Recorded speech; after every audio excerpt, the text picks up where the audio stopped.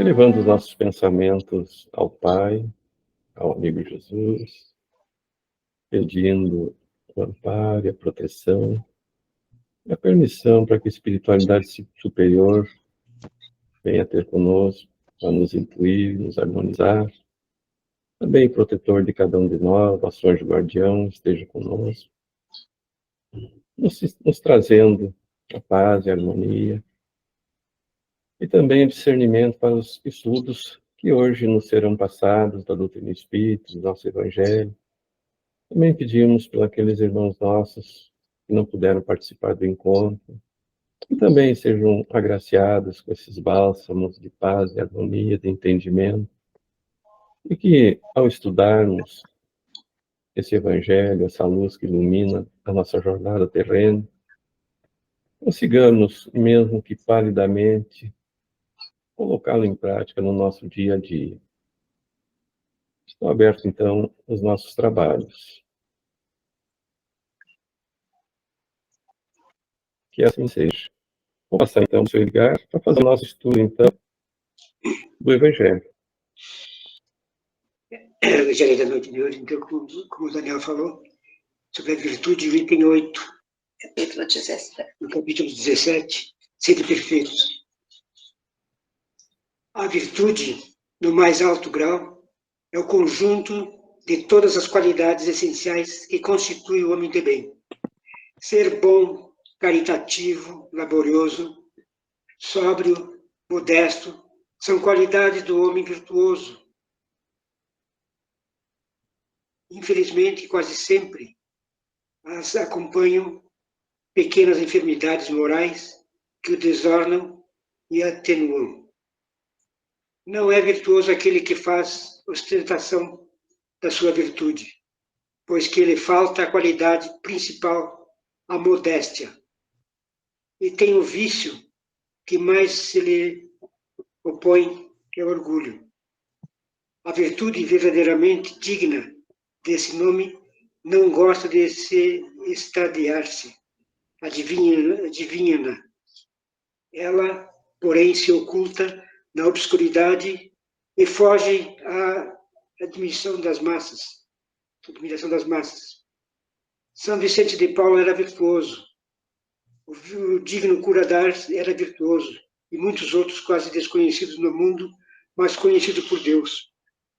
Todos esses homens de bem ignoravam que fossem virtuosos, deixavam ir ao sabor de suas santas aspirações e praticavam o bem com desinteresse total, completo e inteiro esquecimento de si mesmo. A virtude assim compreendida e praticada é que vos convido, meus filhos, a essa virtude verdadeiramente cristã e verdadeiramente espírita, é que vos concito a consagrar-vos. Afastai, porém, de vossos corações tudo que seja orgulho, vaidade, amor próprio, que sempre desornam as mais belas qualidades. Não imiteis os homens que se apresentam como modelo e trombeteia, ele próprio suas qualidades e todos os ouvidos complacentes. A virtude que assim se ostenta esconde muitas vezes uma imensidade de pequenas torpezas e de odiosas covardias.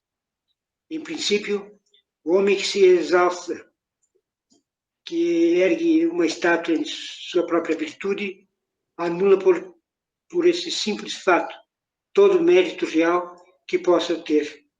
Entretanto, que direi daqueles cujo único valor consiste em parecer o que não é? Admito de boa mente que o homem que pratica o bem experimenta uma satisfação íntima no seu coração, mas desde que tal satisfação se exteriorize para elogios de generar o amor próprio.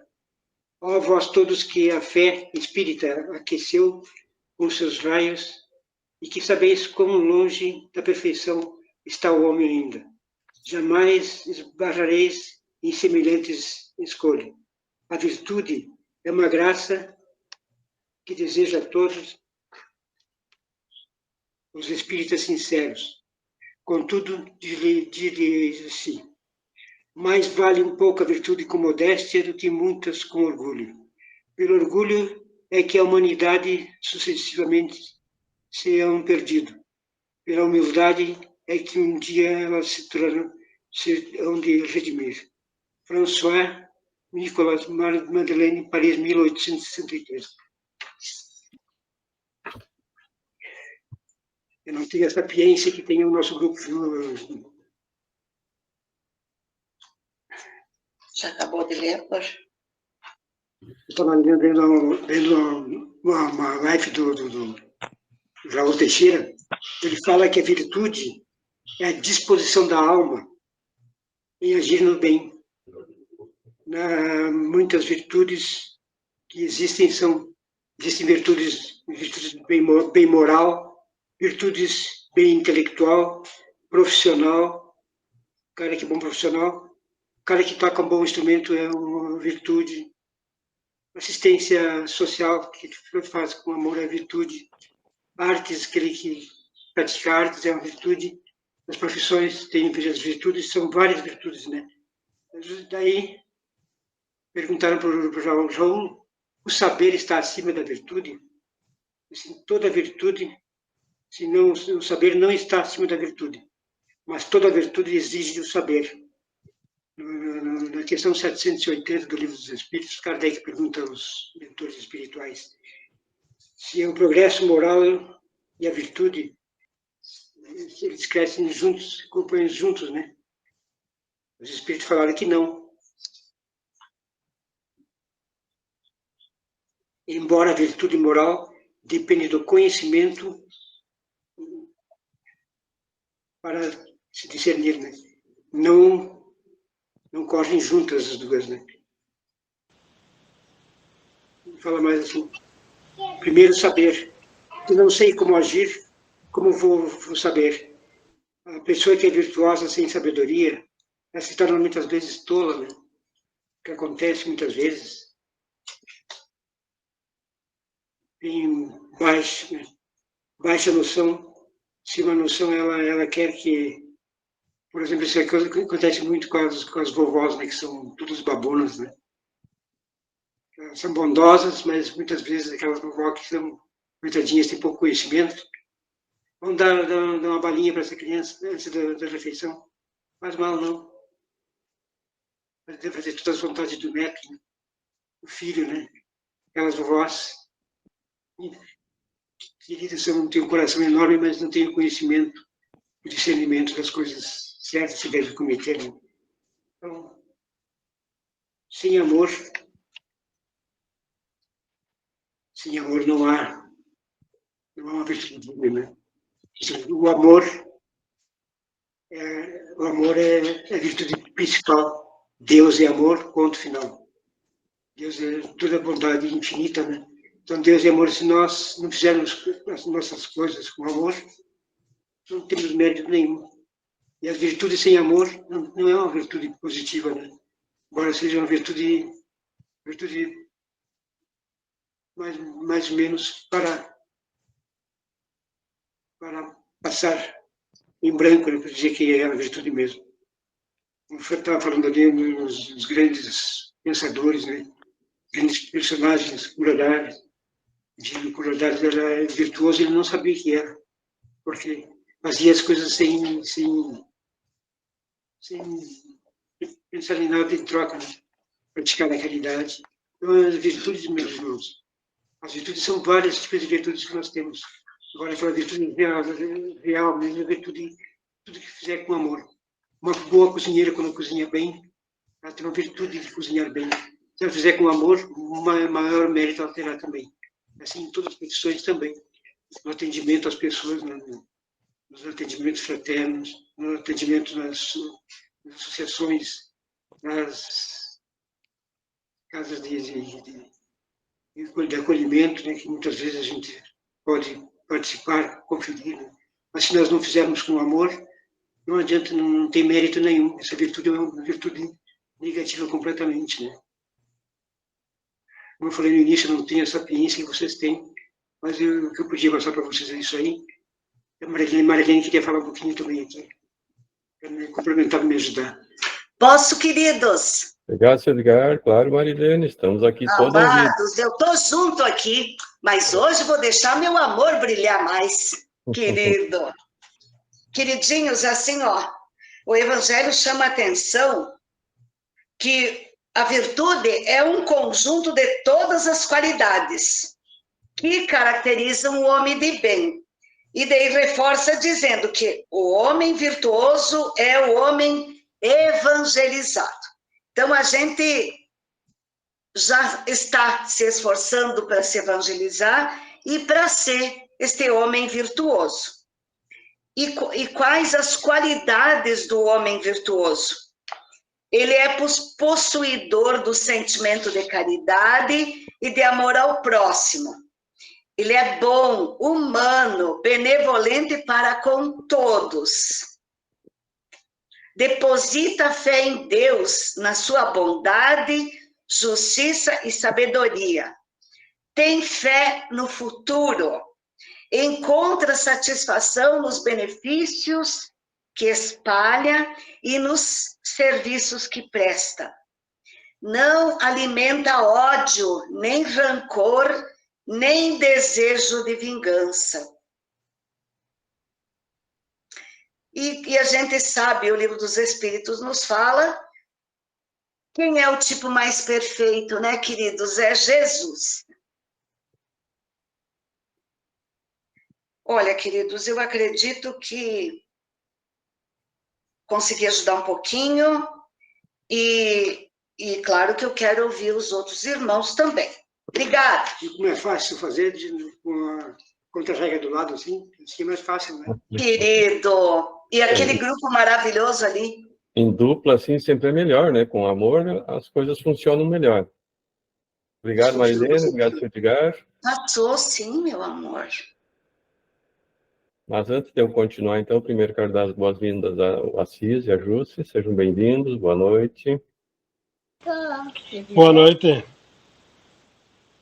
Então, conforme a leitura do Evangelho, conforme a Marilene e o Edgar já estavam nos orientando, nos falando, a virtude ela é, então, uma qualidade moral e é interessante que ela é particular, né?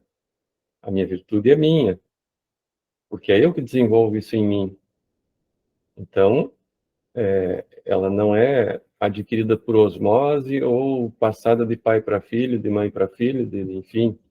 Ela é particular, eu é que vou desenvolver essa qualidade em mim, que nós já sabemos, nós temos todas as qualidades em forma de germe, nosso íntimo, né? Que Deus nos criou como criaturas perfeitas, perfectíveis, né? Então, nós vamos desenvolver tudo isso que nós já temos em nós. Então, essa virtude particular, ela é a disposição que nós temos de praticar o bem, é uma virtude, e ela revela mais do que uma simples característica, uma aptidão para uma determinada boa ação, vamos dizer assim. Ela é mais que isso, ela é uma inclinação que nós temos, essas virtudes, né? Então, essas virtudes, elas já são os hábitos que nos levam para o bem, nós já temos isso em nós, como indivíduo, como espécie, como pessoalmente e também na coletividade. Nós vamos desenvolver essas nossas virtudes através do exemplo de outros, do ensinamento de outros também, para fazer com que desenvolvamos essas nossas virtudes. E uma virtude, no mais alto grau, como se diz, é um conjunto de todas as qualidades que o homem tem, né? Essas qualidades essenciais que nós temos. Ela é em mais alto grau.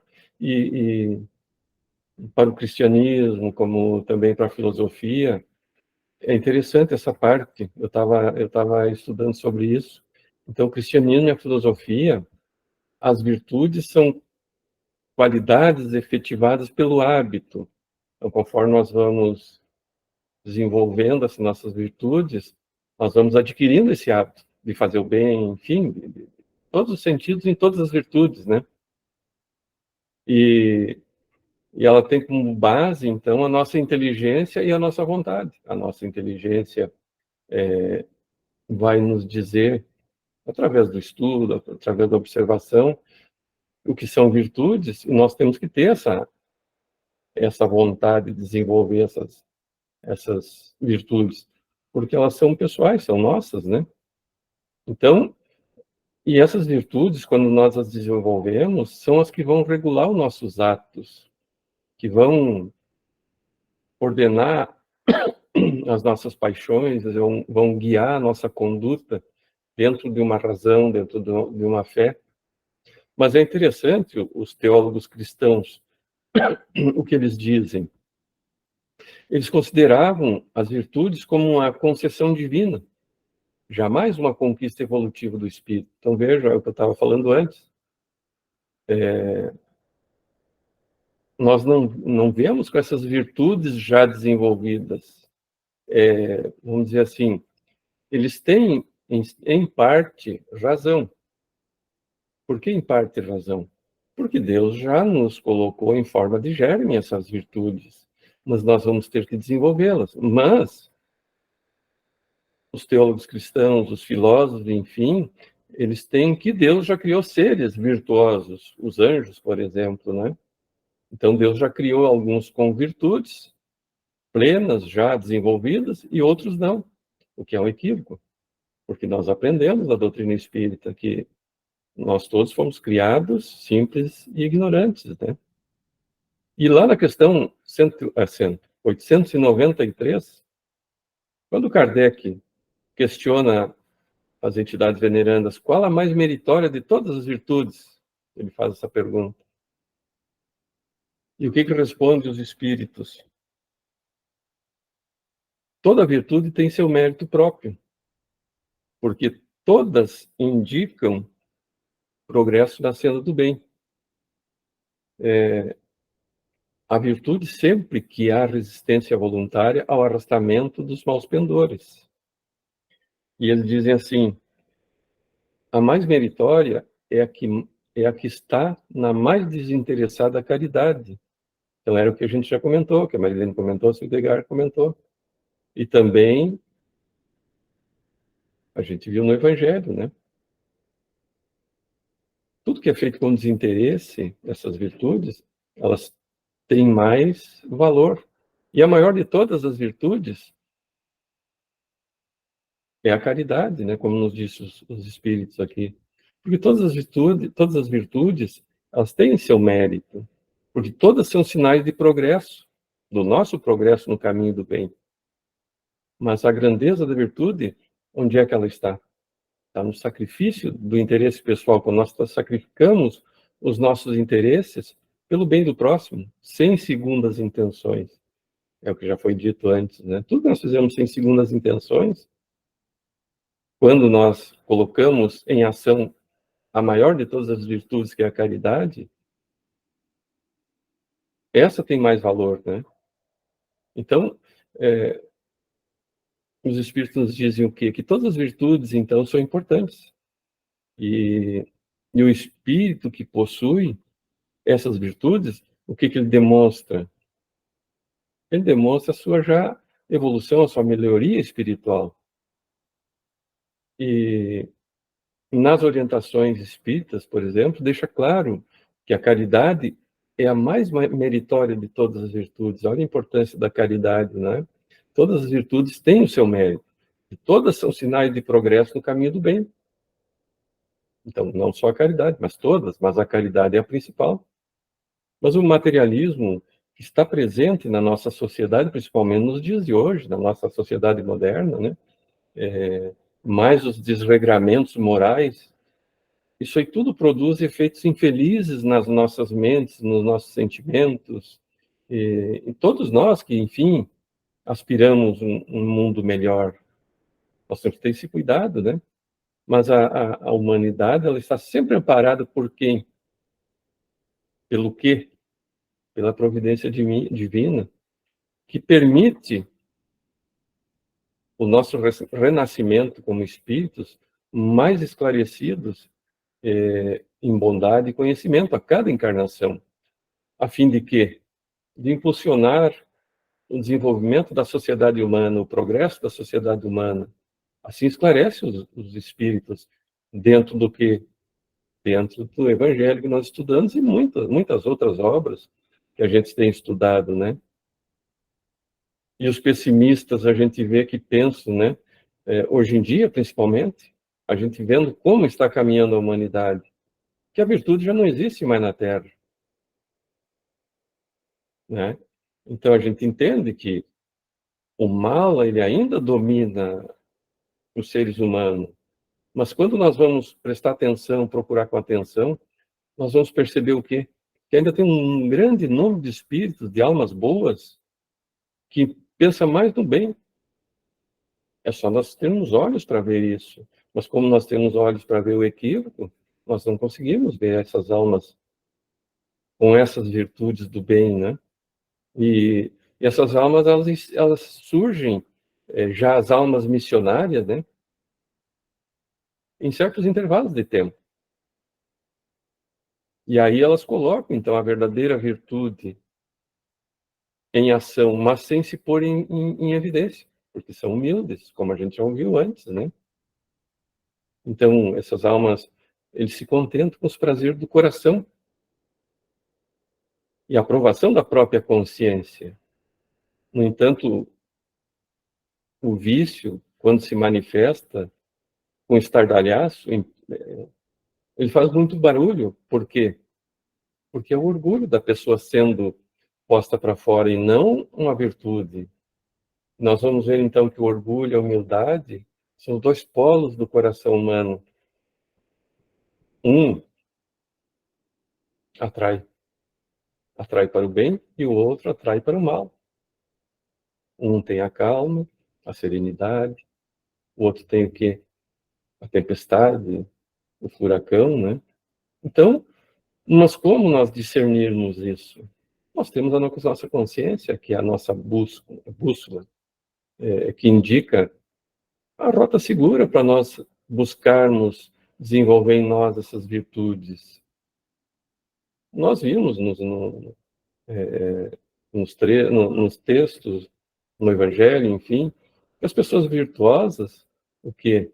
Elas desenvolveram essas virtudes ao longo das experiências reencarnatórias. Então, a cada reencarnação, nós voltamos um pouquinho melhor, com alguma ou outra virtude mais desenvolvida. E esses espíritos mais virtuosos são aqueles espíritos que fazem o bem de forma natural. Eles demonstram essas conquistas virtuosas adquiridas anteriormente, né, em encarnações passadas e mesmo nessa. E eles lutaram para desenvolver essas virtudes no passado e triunfaram.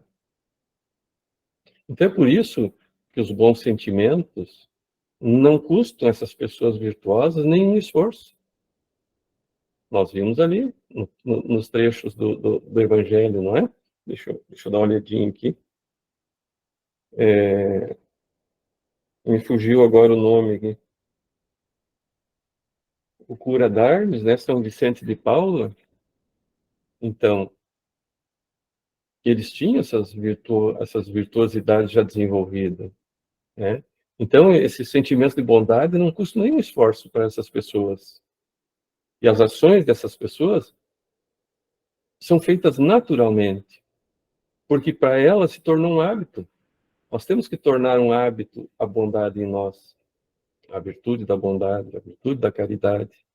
A partir do momento em que nos habituamos a fazer as coisas boas por hábito, nós fazemos naturalmente. Então, nós vimos na mensagem do François Nicolas Madeleine, ela pode ser considerada uma síntese dos ensinamentos espíritas relacionados à virtude. E a virtude, no mais alto grau, ela é o conjunto de todas as qualidades, vamos dizer assim, essenciais que constituem o homem de bem. Nós já vimos no Evangelho sobre o homem de bem, né? Então, ser um homem de bem é uma virtude. Então, nós vimos também que ser caridoso, laborioso, sóbrio, modesto, são qualidades de um homem virtuoso. Mas, infelizmente, por enquanto, ainda para a nossa humanidade, nesse momento, elas ainda vêm quase sempre acompanhadas das enfermidades morais, que diz aqui do Evangelho, né? Que tiram o encanto, muito desse encanto e as atenuam, né? Então, aquele que faz a ostentação, ele não é um virtuoso. Por quê? Porque lhe falta a qualidade principal, a modéstia, e tem o vício que mais se opõe a essa modéstia. E qual é esse vício? O orgulho. Então, a virtude digna desse nome, não gosta de se exibir. Ela se oculta, foge à admiração das multidões, não é? E as ideias espíritas, então, o que elas fazem? Elas nos favorecem o desenvolvimento da fé, a tal fé inabalável que nós devemos ter, né, na bondade de Deus, essa condição que nos faz acreditar no mundo de paz e felicidade. Então, pelo Espiritismo, nós vemos também que as dificuldades atuais são temporárias. Elas dão indícios de que a humanidade ela está vivenciando um período de transformação. Por quê? Por força da lei do progresso. Nós sabemos todos que estamos em final de expiações e provas, indo para a regeneração, né? Nós vamos verificar, então, que uma geração nova está surgindo no planeta. Uma geração, como dizia o apóstolo Pedro, eleita. Estes são os eleitos, aqueles espíritos, que, como nós vamos ver na literatura espírita, os espíritos cristais, que já são moralizados e intelectualizados, né? Mas quando Pedro diz, mas vós sois uma raça eleita, um sacerdócio real, uma nação santa, o povo de sua particular propriedade, a fim de que proclameis as excelências daquele que vos chamou das trevas para a sua luz maravilhosa. Então, o progresso moral, junto com a inteligência, vai frear o quê? As paixões e garantir a felicidade nossa na Terra. A humanidade, nós seres humanos, estaremos mais espiritualizados. Já começaremos a rejeitar as ideias materialistas, que são a perdição da nossa humanidade. O mundo, então, vai ser governado por essas palavras postas em ação. E quais são essas palavras? Caridade, fraternidade, benevolência para com todos e tolerância para com todas as crenças. Olha que coisa boa quando isso realmente estiver implantado em nosso mundo, né? Nós vamos compreender que o vício, qualquer vício, ele é incompatível com a nossa felicidade e com a nossa segurança. E a doutrina espírita diz que há dois grandes obstáculos que dificultam o desenvolvimento das nossas virtudes, as virtudes no homem, no ser humano. E quais são? O interesse pessoal e o apego às coisas pessoais.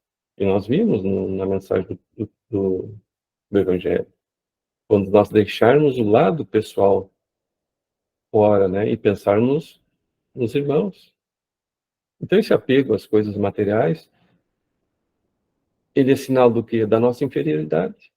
Porque quanto mais o homem se prende aos bens desse mundo, menos compreende o seu destino. Então, pelo desinteresse, ao contrário, ele prova que vê o futuro de um ponto de vista mais elevado, mais espiritualizado, né? E como nós já vimos antes, a caridade é a mais meritória, a principal das virtudes. E a doutrina espírita ainda ensina que a caridade é a virtude fundamental, que ela vai sustentar todo o edifício das virtudes terrestres. Então vejam a importância da caridade. Tanto que a doutrina dos espíritos diz, né? Fora da caridade não há salvação.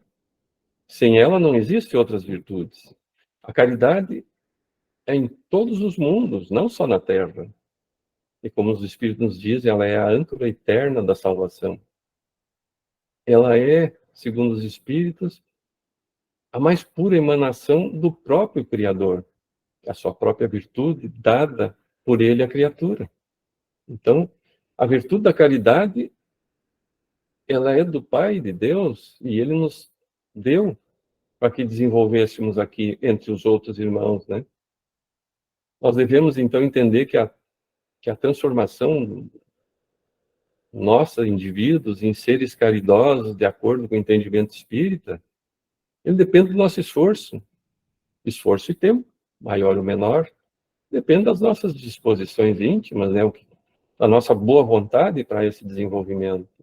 Então, o aprendizado para isso, ele começa normalmente com a execução de simples gestos de filantropia. E aí, esses simples gestos vão desenraizando o egoísmo que está lá bem plantadinho no nosso coração, né? E esse egoísmo que nos adoece. E vai assim continuando, então, com a nossa aquisição de virtudes novas. Vamos aperfeiçoando umas que nós já temos, né? Vamos melhorando outras, assim como a fé e a esperança, que também são virtudes. Fé e esperança são virtudes. E aí o Espírito Meimei, é interessante, eu gosto muito das mensagens da Meimei, o que ela ensina? Que a caridade, ela ilumina a quantos se consagram ao amor pelos semelhantes, redimindo sentimentos e elevando almas, porque cria,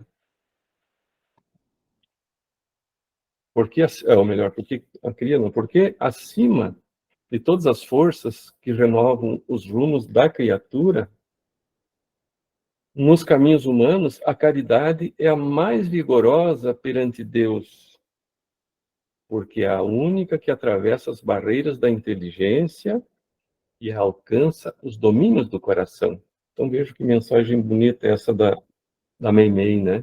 E o Espiritismo ensina, então, que toda a moral de Jesus, ela se resume na caridade e na humildade. Nas duas virtudes contrárias ao que nós já dissemos antes, ao egoísmo e orgulho. O egoísmo, na verdade, é filhote do orgulho. Então, em todos os ensinos do Cristo, ele aponta essas duas virtudes como sendo as que conduzem à felicidade eterna. Olha a importância para nós do Evangelho, dos ensinamentos do Cristo, né? Então, a humildade e a caridade, ela não cessa de recomendar que demos nós o exemplo, né? De sermos caridosos, sermos humildes. E o orgulho e o egoísmo é o que nós não podemos cansar de combater. E Jesus é interessante, ele não se limita a recomendar a caridade. Ele declara, em termos explícitos, como condição absoluta da felicidade futura, a caridade. Então vejam, a partir do momento que nós conseguirmos desenvolver as demais virtudes, outras virtudes, mas principalmente a caridade, ela nos garante a felicidade futura. Para que a nossa vida se transforme, então, numa bênção constante, sempre. E é fundamental que cada um de nós não apenas se liberte do egoísmo, mas que nós venhamos a desenvolver a capacidade de doação em benefício do próximo, sem ostentação. Esse é o primeiro estágio do aprendizado, nos dizem os espíritos. E, nesse sentido, o Emmanuel, ele esclarece, é bem interessante. O Emmanuel, ele esclarece que, a rigor, todas as virtudes têm a sua raiz no ato de dar. Beneficência, doação dos recursos próprios, paciência, doação de tranquilidade interior, tolerância, doação de entendimento, sacrifício, doação de si mesmo. Então, essa é a mensagem de Emmanuel. E ampliando a nossa capacidade de doação, nós vamos compreender que a prática da caridade, então, não se restringe à doação de bens, Claro que os bens são importantes em muitas situações, mas ela não se restringe só a isso. Aí os espíritos nos dizem que a doação de bens e serviços, esse é um trabalho de filantropia. Mas bem-vinda seja a esperança nos dias do Espírito. Bendita seja a fé, nos dizem os Espíritos. E o Espiritismo, então, dá muito valor à prática da caridade. O Espiritismo considera, então, como um fator primordial da nossa renovação íntima, da renovação da humanidade, né? Essa prática da caridade. Tanto que a principal bandeira da doutrina espírita, ela está sintetizada no que? Naquela máxima que eu já citei antes. Fora da caridade não há salvação. Ismael, o espírito protetor do Brasil, ele adotou a caridade como lema. E ele definiu o programa dele, as bases do programa de cristianização da Terra brasileira, porque ele é o nosso mentor espiritual do nosso Brasil, sintetizando essas palavras como Deus, Cristo e caridade. Vejam, Ismael diz Deus, Cristo e caridade. Sintetiza tudo o que nós dissemos. Então, Paulo de Tarso, ele transmitiu uma mensagem mediúnica em Paris em 1860. O que diz a mensagem de Paulo em 1860 em Paris? Que fora da caridade não há salvação. Estão contidos os destinos do homem na terra e no céu. Na terra, porque à sombra dessa bandeira eles vêm, viverão em paz. No céu, porque os que a tiverem praticado acharão graça diante do Senhor. O Espiritismo não poderia provar melhor a sua origem do que apresentando a caridade como regra, como a virtude principal. Pois ela é o puro cristianismo, a doutrina espírita. Então, com esse guia, nós, humanidade, nunca nos perderemos. Nós devemos agradecer a Deus e aos bons espíritos que nos guiam a oportunidade de ter permitido nós encontrarmos essa luz, que é a doutrina dos espíritos. Que não é somente os que são, mas é isso que não devemos esquecer, que não é somente os que são espíritas que serão salvos, mas porque a doutrina dos espíritos está nos ajudando a compreender melhor os ensinos do Cristo. Vejam o quanto a doutrina dos espíritos nos ilumina os nossos entendimentos, o nosso caminho. E ela nos faz melhor cristãos. Com esse entendimento, claro que nós precisamos entender e colocar em prática esses ensinamentos.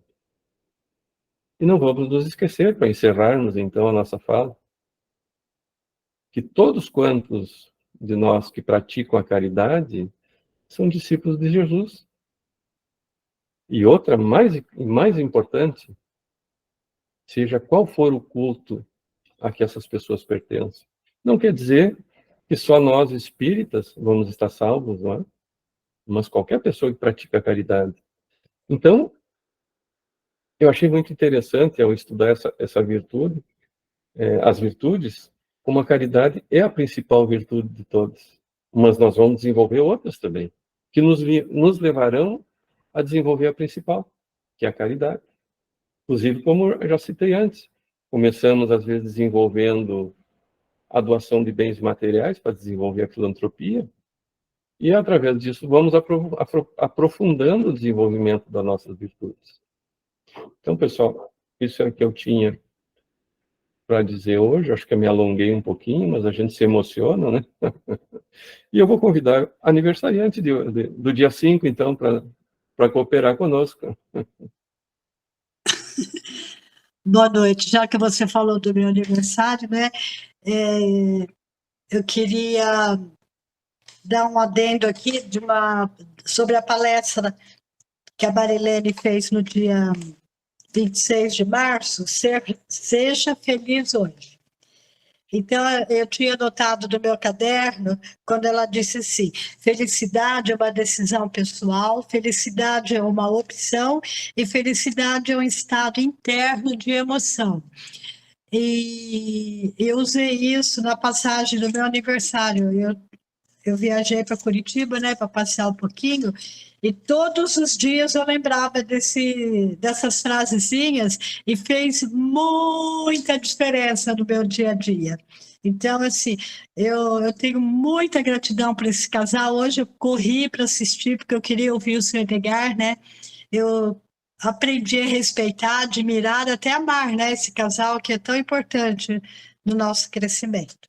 Aí, voltando às virtudes de hoje, o que é virtude segundo o Espiritismo? Foi o que eu pesquisei, né, na internet. É a qualidade inata. Inata é quando é nossa desde o nascimento, né? Para o bem, que pode ser adquirida e aperfeiçoada pelo hábito através da força de vontade. Então, nós precisamos exercitar as virtudes, praticar as virtudes, que elas já existem dentro de nós, né? Nós já temos isso em nós. No cômputo das virtudes, destacamos todas que, num determinado momento, conseguem melhor acesso ao coração do homem. Uma virtude é sempre um componente de luz. Cada virtude abre portas e capacita olhar mais adiante. Assim como a verdade, as virtudes são feixes luminosos que se nos abrem para par, respeitando nossos crescimentos e limitações. A virtude está em tomar decisões certas, em domar tendências negativas, em caminhar quantas léguas forem necessárias, em sendo solicitado para tal. Todos as possuímos numa determinada potência. São sementes que necessitam rega. Você já disse isso. Sejamos, pois, seus leais agricultores. São elas nossas perfeitas linhas de evolução. É isso aí, gratidão.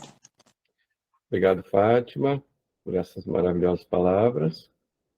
E preciso concordar contigo. Eu convivi com esse casal maravilhoso, tive a honra de ter a amizade deles e me sinto feliz em ter a amizade da Marilene e do Edgar.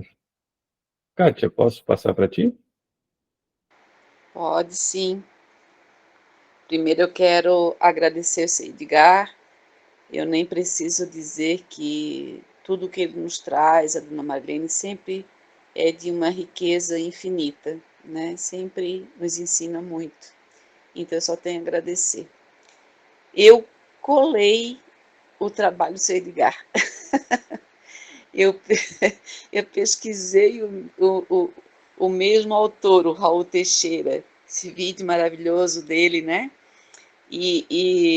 Bom, seu Edgar já explanou tudo com muita riqueza e me chamou muita atenção, seu Edgar, quando ele fala do saber, ele enfatiza o saber, né?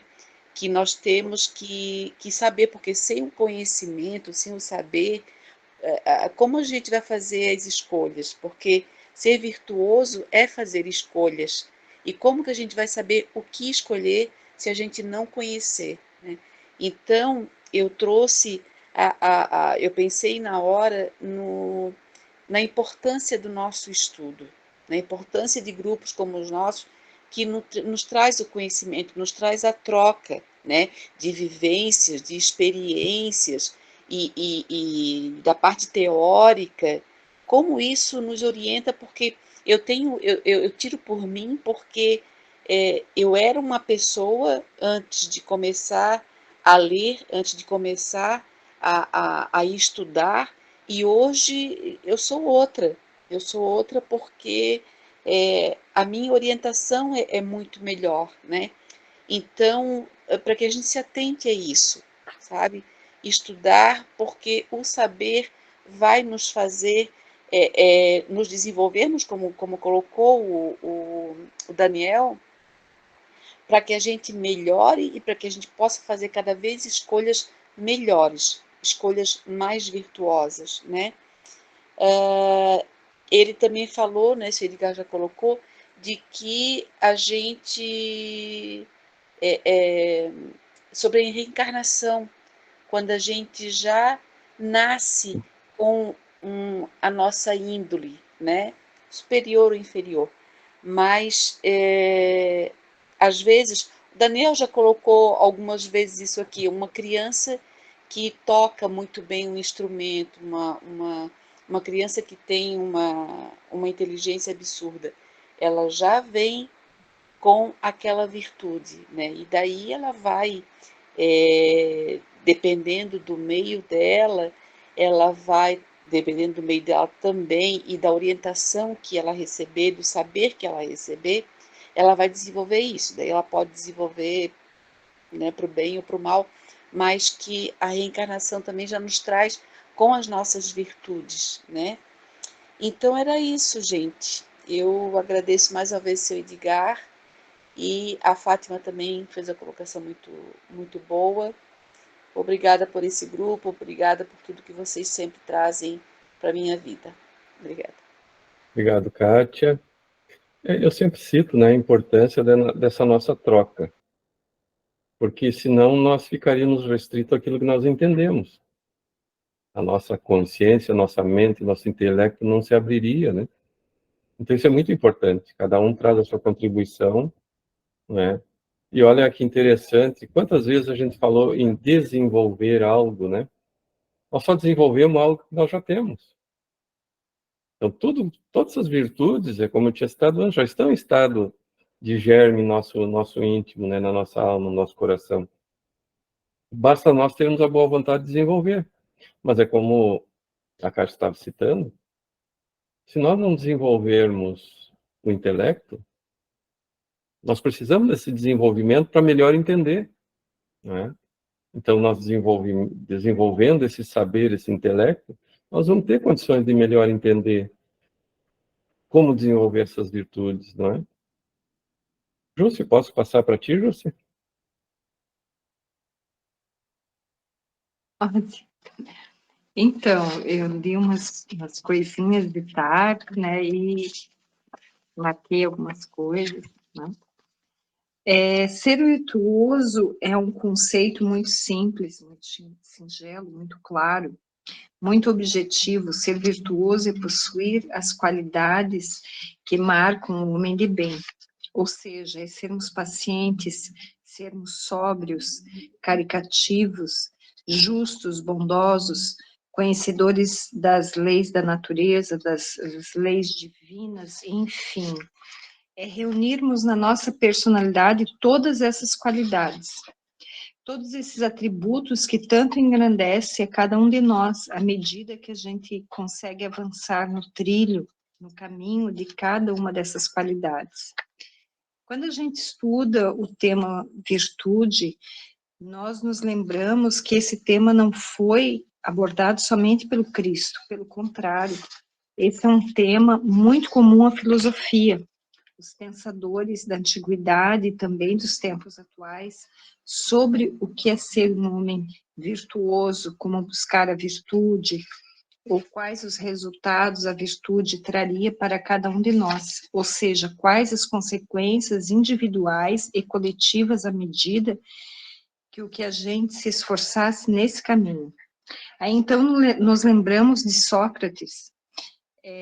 Para ele a virtude está enraizada no conhecimento, que o máximo que uma pessoa poderia almejar como objetivo de vida seria se tornar uma pessoa virtuosa.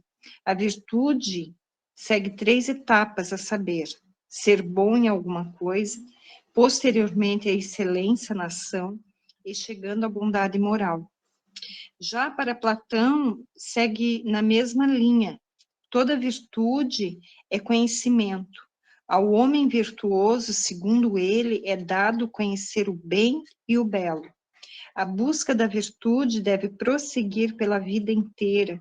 Portanto, a educação, o conhecimento não pode se restringir aos anos de juventude. Para Sêneca, a virtude tem o poder de auxiliar o homem nessa luta, desviando-o da busca do prazer por puro prazer, sem deixar de viver uma vida prazerosa. é não ser abalado, é ver tudo com alegria, sem que tal gozo se interrompa, porquanto persiste plácido, sem exaltação nem abatimento. Para Aristóteles, a felicidade consiste em uma atividade da alma conforme a virtude. É o bem supremo que tem, enfim, em si mesmo, sendo almejado por todos. O que consiste a felicidade são as ações virtuosas, e as atividades viciosas conduzem ao contrário. Para a religião, é a disposição de um indivíduo de praticar o bem, e não apenas uma característica, trata-se de uma verdadeira inclinação. Virtudes são todos os hábitos constantes que levam o homem para o caminho do bem. É isso aí. Obrigado, Josi. E ouvindo a Josi citando esses personagens, né, Sócrates, Platão, Sêneca, eu estava lembrando ali eu estava estudando. O Pai nunca nos abandonou, né? Sempre nos enviou esses espíritos para que nos auxiliasse a desenvolver nossas virtudes, né, das mais simples até a última virtude, que é a caridade, né, que eu digo de mais alto grau, que é a caridade. Então nós nunca estivemos só. Sempre tivemos esses irmãos mais velhos, vamos dizer assim, nos auxiliando. Nós é que vamos negligenciando o nosso desenvolvimento dessas virtudes, né? Assis, posso passar para ti, Assis?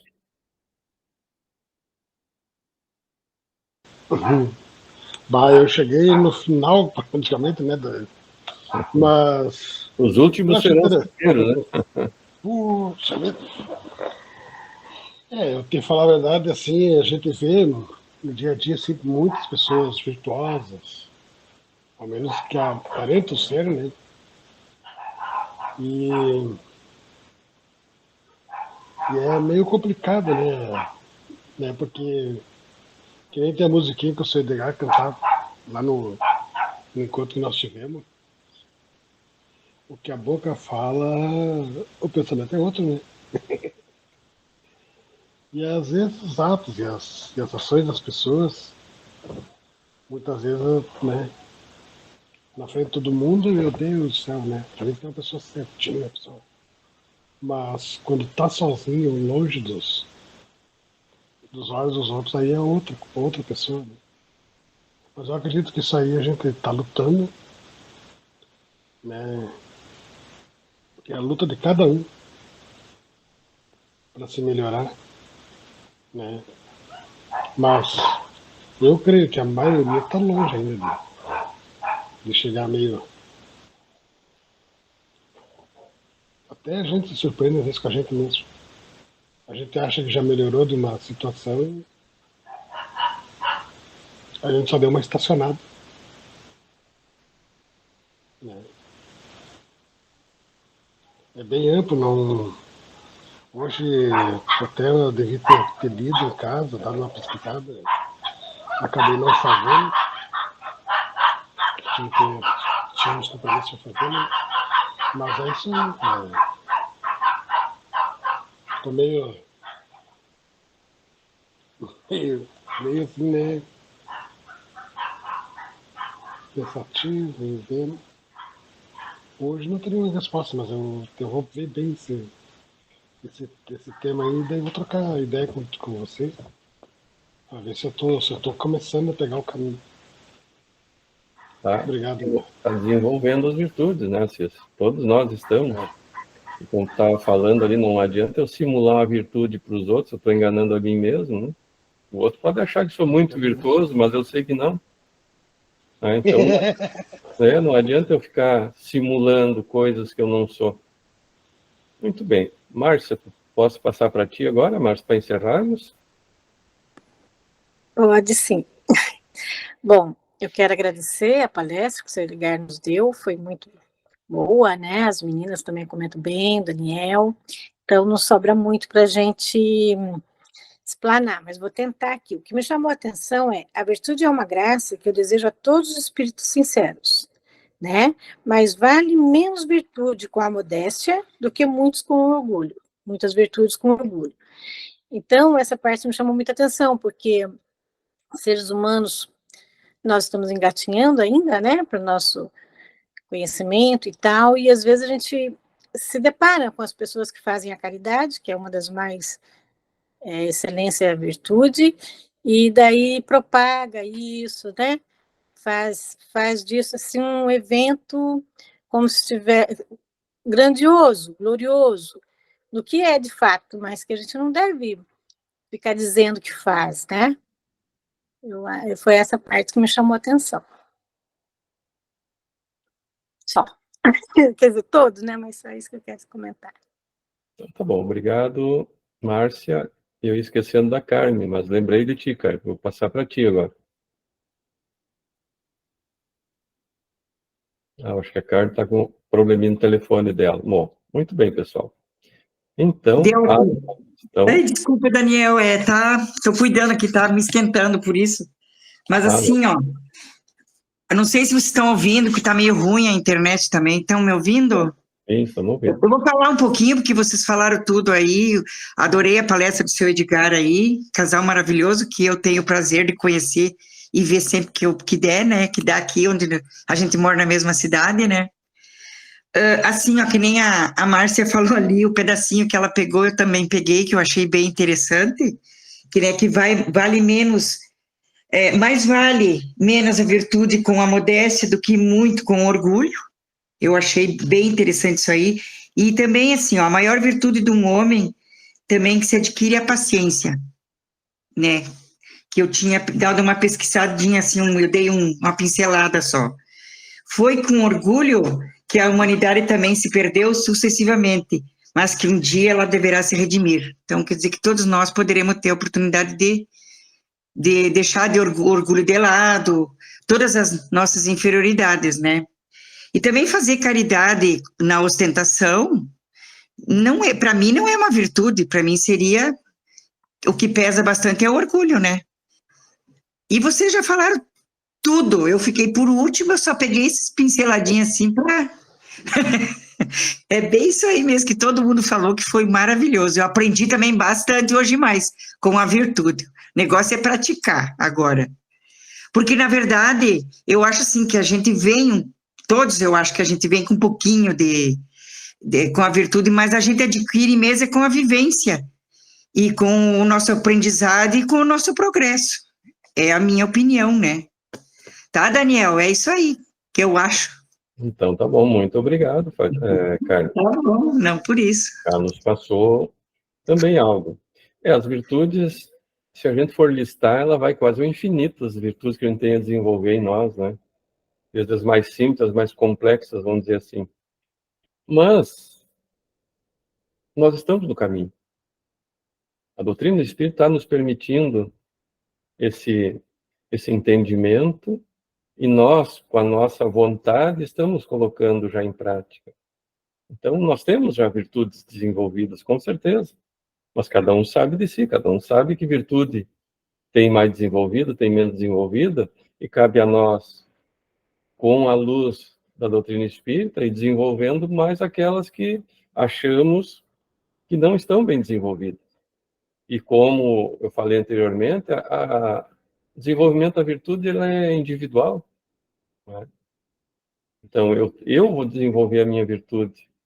É claro que, vamos dizer assim, nós aqui, o nosso grupo estudando, a gente está se auxiliando um ao outro a desenvolver as suas virtudes, conforme nós vamos também passando o nosso ensinamento um para os outros, né? Mas é individual de cada um. O que a Marilene, o Edgar, a Carmen, o Assis me falaram, pode servir para me despertar. Opa, essa virtude aqui que eu pensei que estava desenvolvida, ela ainda não está, né? Então, a importância dessa nossa troca. Muito bem, pessoal. Mais alguém? Às vezes, quando eu esqueço, eu estou ficando idoso, eu vou esquecendo de aniversário. Então, mais alguém? Alguma colocação, algum questionamento? Tudo tranquilo? Então, eu vou colocar a nossa mensagem aqui. Eu achei uma mensagem bem interessante. Eu quis compartilhar.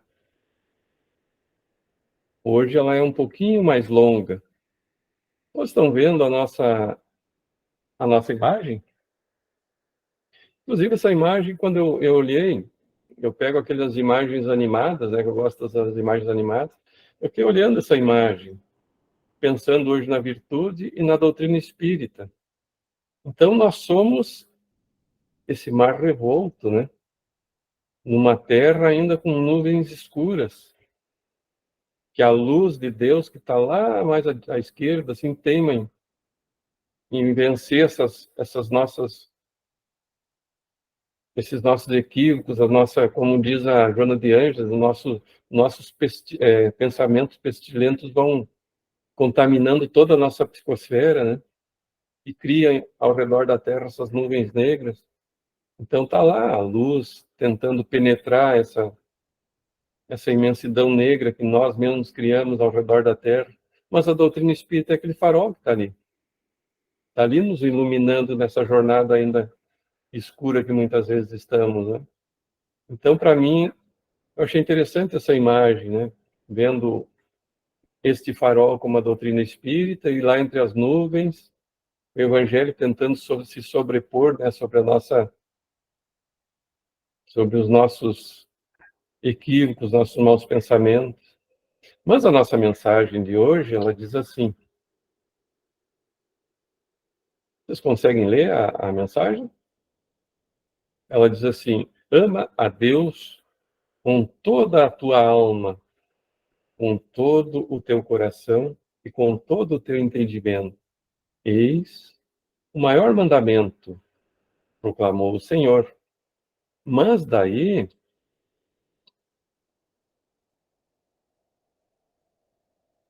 ela diz assim: entretanto perguntarás, como amarei a Deus que se encontra longe de mim?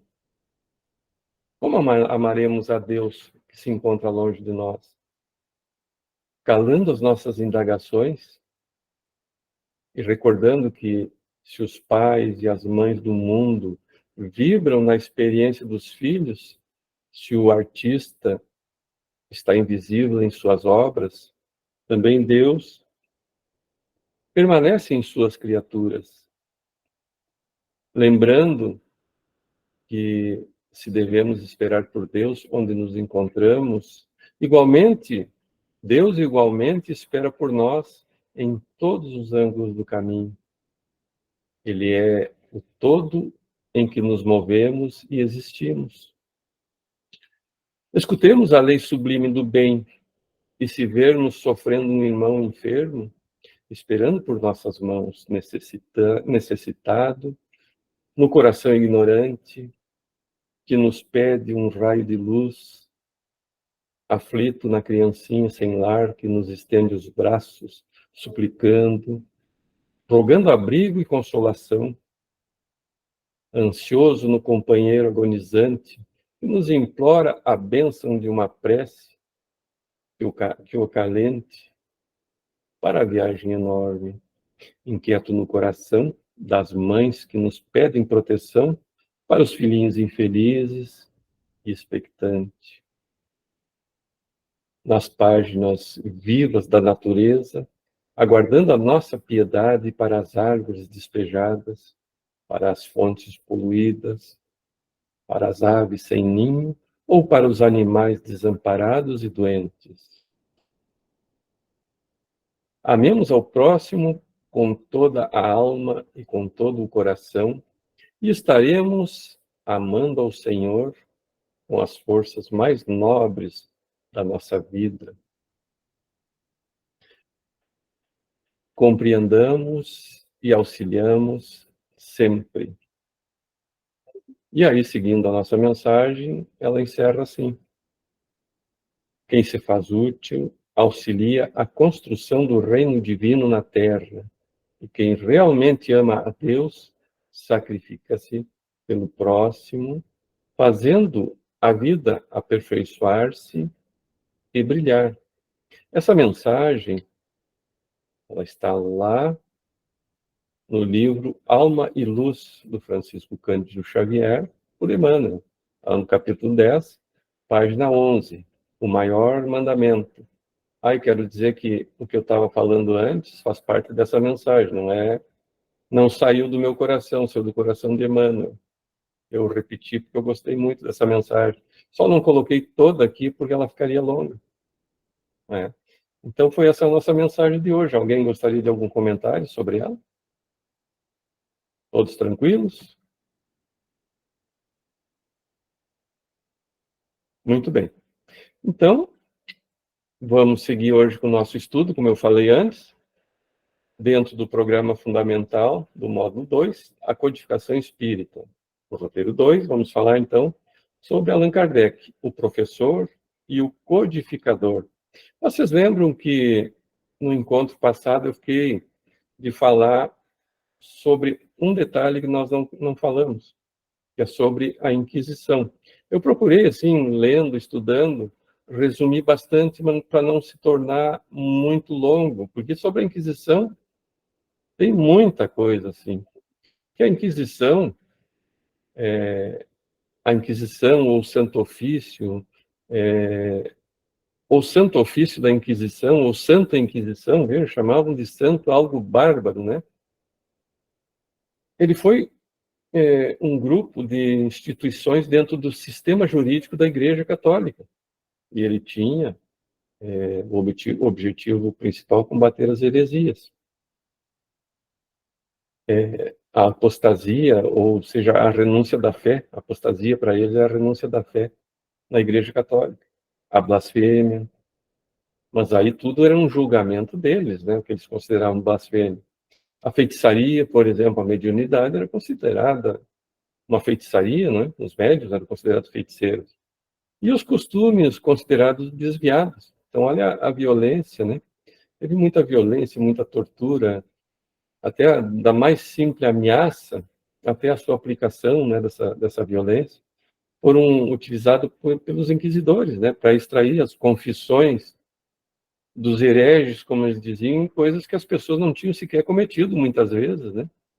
Ela começou no século XII, na França, para combater os movimentos religiosos vistos pela Igreja Católica como heréticos. Herético quer dizer herege, né?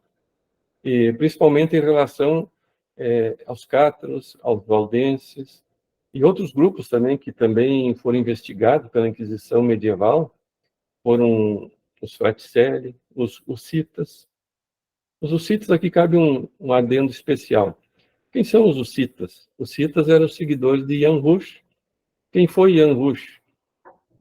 Jan Hus é a encarnação passada de Allan Kardec. Para aqueles que não sabiam, ele se encontra lá num livro chamado Os Luminares Tchecos. Tem a história de Jan Hus, é muito interessante, ela é em forma de romance. Então, Jan Hus,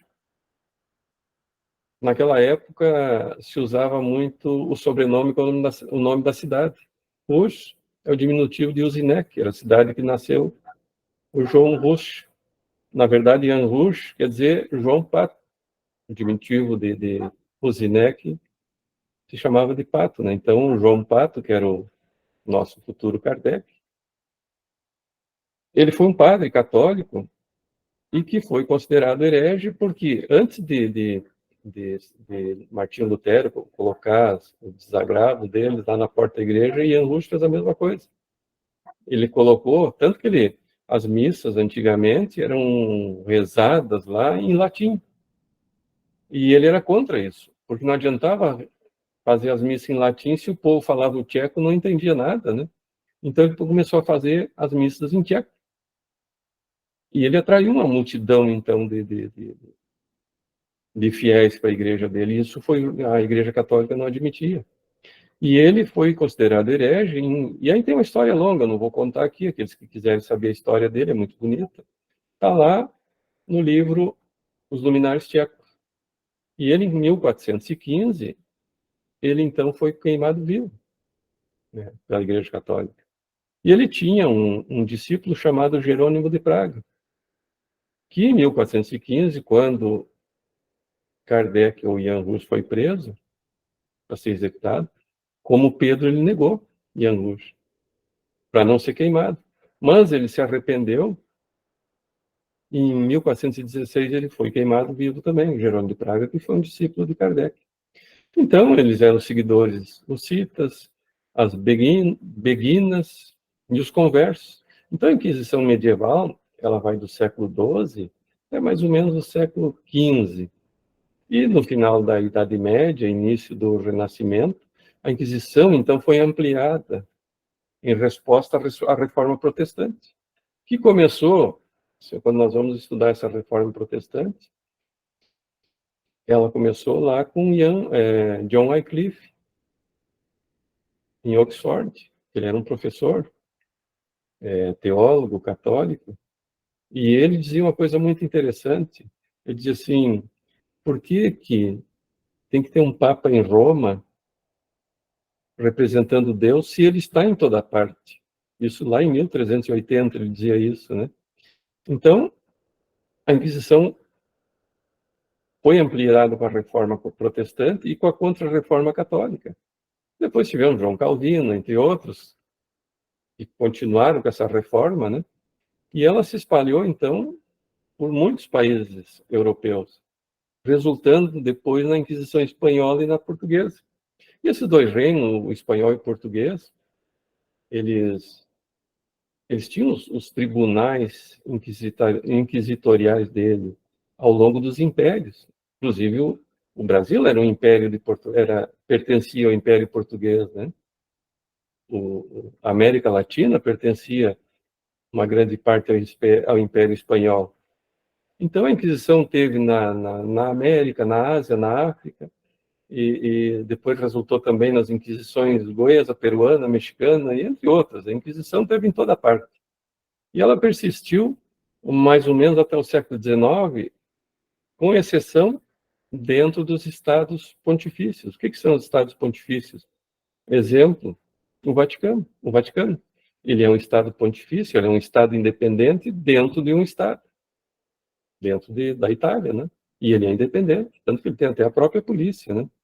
Então, a Inquisição, ela foi longa, ela sobreviveu como parte da Cúria Romana e recebeu um novo nome lá em 1908, do Papa Pio X, como a Sacra Congregação do Santo Ofício. E em 1965, no Concílio do Vaticano II, após o papado de João XXIII, durante o pontificado de Paulo VI, ele fez grandes transformações na igreja e assumiu o nome atual de hoje, que é a Congregação para a Doutrina da Fé. Então, na verdade, o Santo Ofício existe até hoje, não é? Então, nós, com nomes diferentes.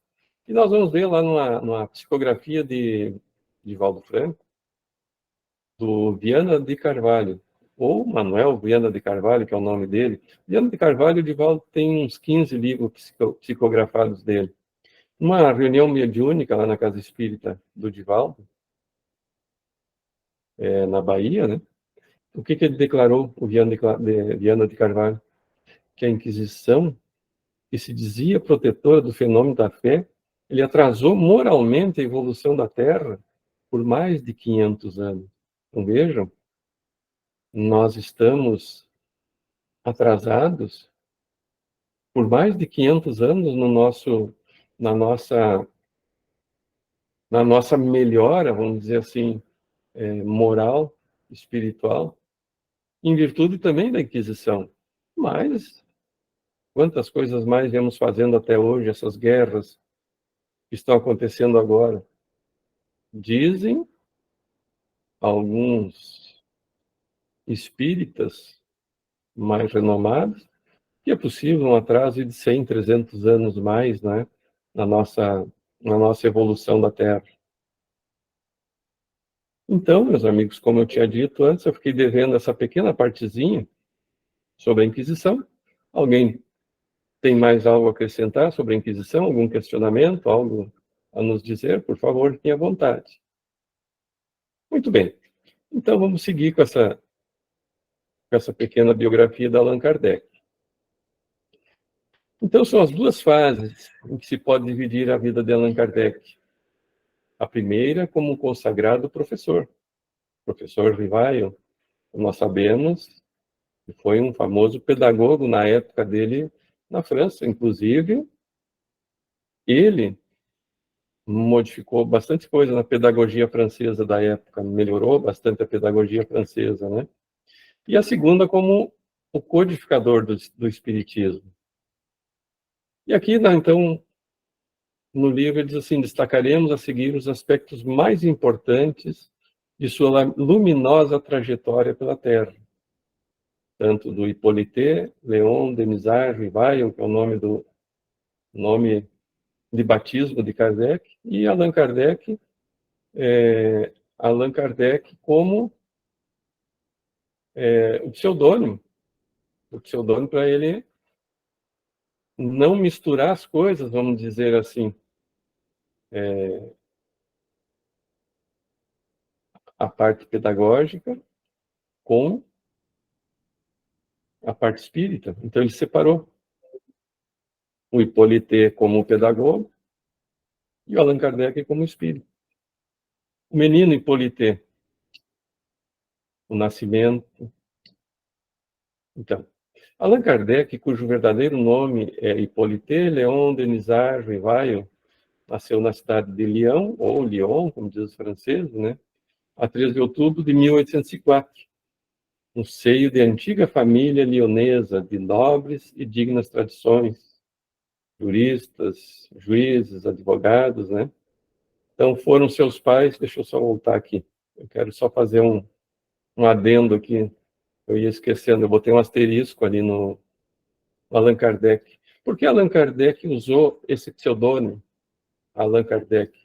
Esse pseudônimo, numa reunião mediúnica, uma noite em que Kardec já estava na codificação da doutrina, se manifestou um guia espiritual chamado Zéfiro, que, segundo Zéfiro, ele contou que Kardec, esse Zéfiro foi discípulo, então, de Kardec, na época que Kardec viveu na Gália, em torno de 50 anos antes de Cristo.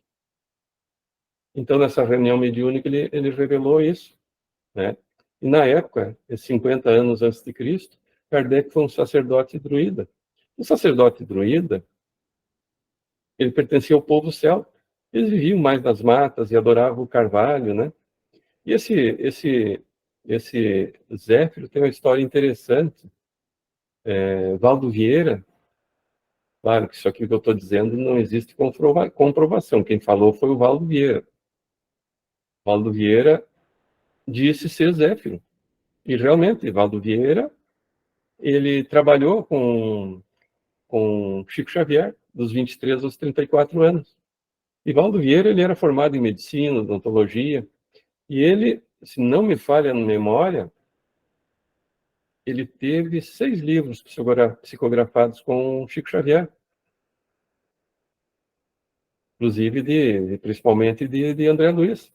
E eles psicografavam, um no Rio e outro em Uberaba, um psicografava a página direita, outro psicografava a página esquerda. E ele tem várias histórias com o Chico, inclusive uma que ele abandonou o Chico em Nova York. O Chico conta essa história de uma forma até engraçada, né? E Valdo Vieira, abandonou o Espiritismo em 1981 para fundar, com outros 19 pessoas, pesquisadores, ele fundou o Centro da Consciência Contínua, lá no Rio, em Itapema, né? E ele desencarnou em 2015. Então, eles fundaram a Conscienciologia, que quer dizer, parte do princípio de que as manifestações da consciência vão além do cérebro físico, e que é independente do corpo humano. Então, veja, ele estava numa doutrina espírita que passava todo o entendimento sobre isso e saiu para fundar uma conscienciologia em que ele ia estudar a mesma coisa que ele já estava dentro, né? Uma coisa um pouco sem nexo. Então, como disse o próprio, isso aqui que eu falei dele se dizer Zéfiro, foi o próprio Valdo Vieira que falou na entrevista. Um dia, se eu achar essa entrevista, eu quero passar. Então, segundo ele foi o Zéfiro que era discípulo de Kardec. Confesso para vocês que eu não acredito muito nisso, mas não sabemos. Então, prosseguindo. Foram os pais, então, de Allan Kardec Jean-Baptiste Antônio Rivaio, um magistrado íntegro, e Jeane Luiz do Ramel. Então vejam que ele já nasceu numa família correta, rígida, né, de princípios, virtuosa, vamos dizer assim, como nós estudamos hoje, além de já ser um espírito de escola, né? Já nasceu num ambiente para permitir ele a desenvolver ainda mais essa virtuosidade dele, né? Então, o futuro codificador do Espiritismo recebeu um nome querido e respeitado, e todo um passado de virtudes, de honra e probidade. Então, ele já veio nesse meio para que não tivéssemos a menor dúvida sobre quem foi o codificador. Vamos pôr assim, muitas vezes a gente vê algumas igrejas que são fundadas ao sabor do desentendimento aqui, do desentendimento ali, que vai ver a vida do pastor, ele tem uma vida toda desregrada, né? Então, Kardec já vem de uma família virtuosa e também desenvolveu as próprias virtudes dele, né? Então, um grande número de seus antepassados se tinham distinguido na advocacia, na magistratura e até mesmo no trato dos problemas educacionais. Então, ele já veio num ambiente propício para ele desenvolver todas as virtudes que ele necessitaria no futuro. E bem cedo, o menino se revelou altamente inteligente e agudo, observador, denotando franca inclinação para a ciência e para os assuntos filosóficos. Até eu acho que eu já li aquele texto aqui do Humberto de Campos, quando fala numa reunião em que acontece com Napoleão Bonaparte na espiritualidade, só que Napoleão ainda é reencarnado. Em que Napoleão e Kardec têm esse encontro na espiritualidade, que Kardec abraça Napoleão, só que nessa época Kardec ainda é espírito.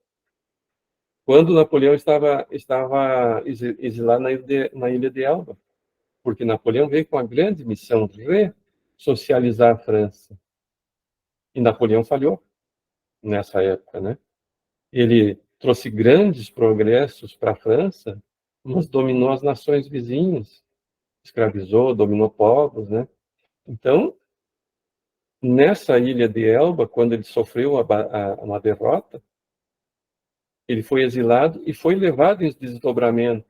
E ali ele teve um encontro, inclusive com Jesus, com toda uma equipe de espíritos de escola, para ter um novo aconselhamento, e quando ele caiu, desfaleceu, ao ser relembrado de todos os equívocos cometidos por ele, quem acolheu ele, quem abraçou ele foi Kardec.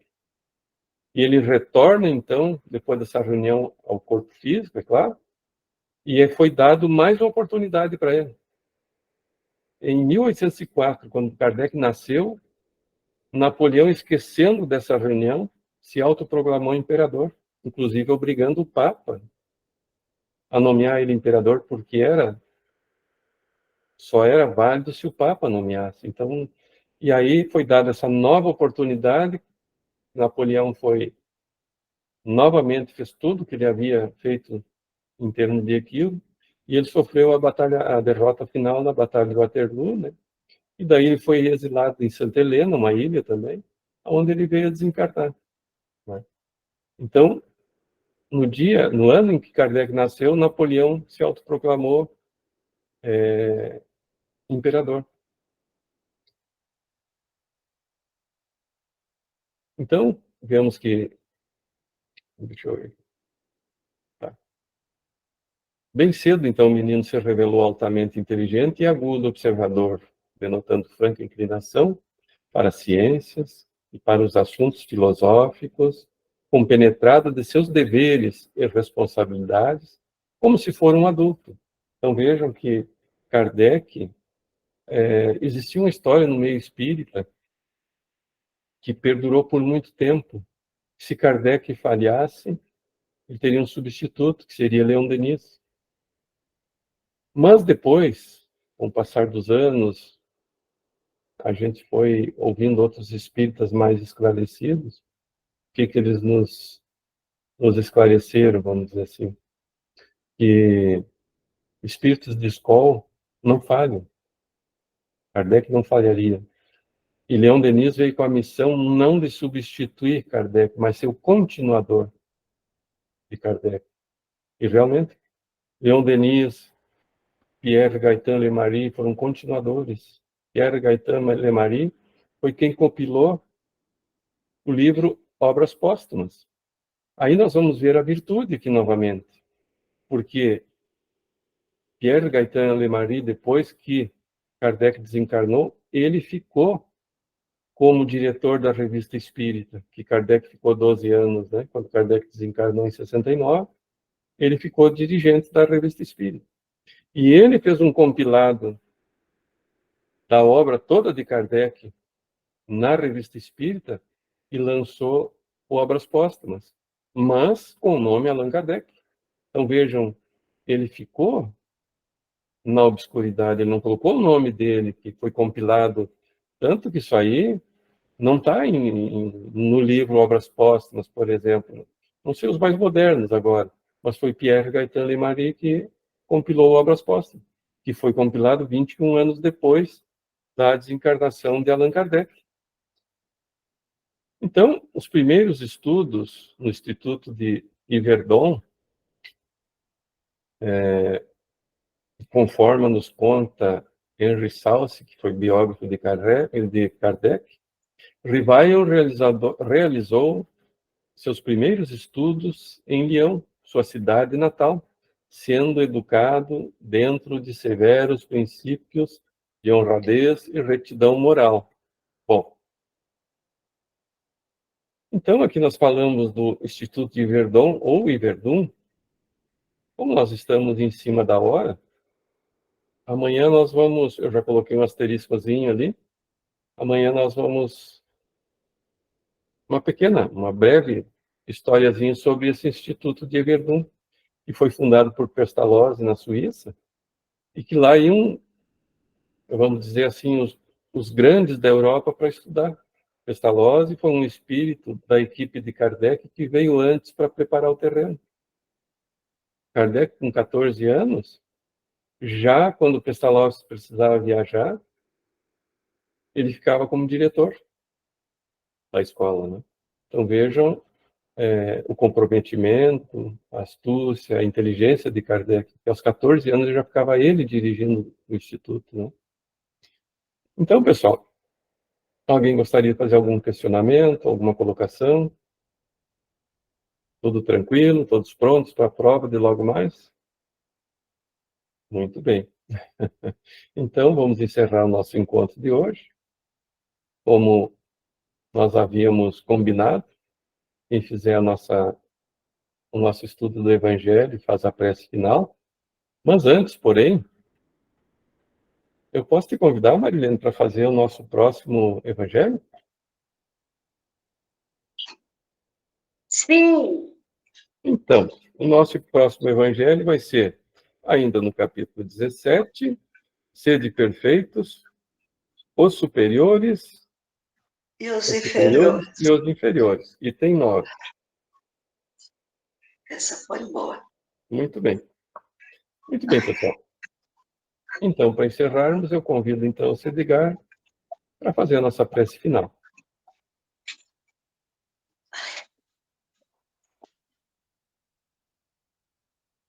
Mentalizamos nosso Mestre Jesus.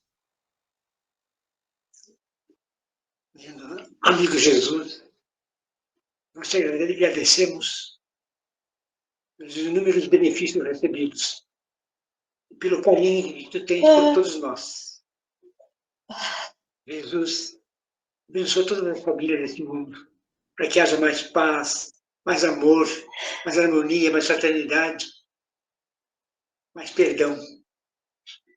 Abençoa todos os nossos irmãos que não puderam participar hoje do grupo, mas que estão recebendo também. Abençoa, Pai, a cada um de nós. Dai-nos sabedoria para administrar a nossa existência e fortalece os nossos ombros. Abençoa, Senhor, todas as pessoas que estão nos hospitais, nas enfermarias, nos manicômios, nos asilos, nos orfanatos, no presídio, no CASE, Onde estiver uma dor, Senhor, permita que a tua luz, que o teu amor permaneça. Permita, Pai, nessa noite, fazendo o desdobramento do corpo físico, podendo continuar o nosso trabalho na caridade, no amor ao próximo. Fique com nós, Senhor, que assim seja.